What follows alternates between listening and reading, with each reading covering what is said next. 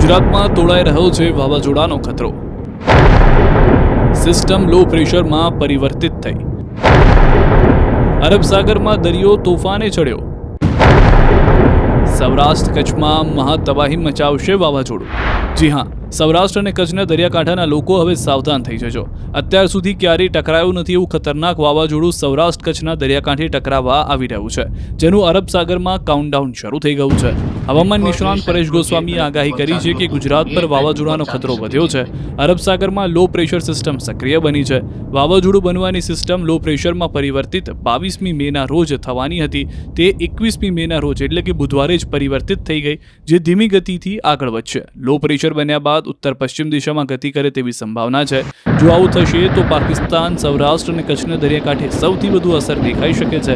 આ વાવાઝોડું બિપરજોય વાવાઝોડાના ટ્રેક પર ચાલી શકે છે. શ્રીલંકા તરફથી વાવાઝોડાનું નામ શક્તિ અપાશે. આ સાયક્લોન બને તો જેવી રીતે ગયા વર્ષે બિપરજોય સાયક્લોન જે ટ્રેક ઉપર ચાલ્યું હતું એ ટ્રેક ઉપર ચાલી શકે છે. એટલે કે સૌરાષ્ટ્રનો દરિયાકાંઠો અથવા તો કચ્છના દરિયાકાંઠા અથવા તો પાકિસ્તાનના દરિયાકાંઠે આ જે શક્તિ સાયક્લોન છે એ ત્યાં નજીક આવી શકે છે. QR કોડ સ્કેન કરો અને ડાઉનલોડ કરો ન્યૂઝ 18 એપ. મેળવો ગુજરાત અને દેશ દુનિયાની પળે પળની અપડેટ્સ.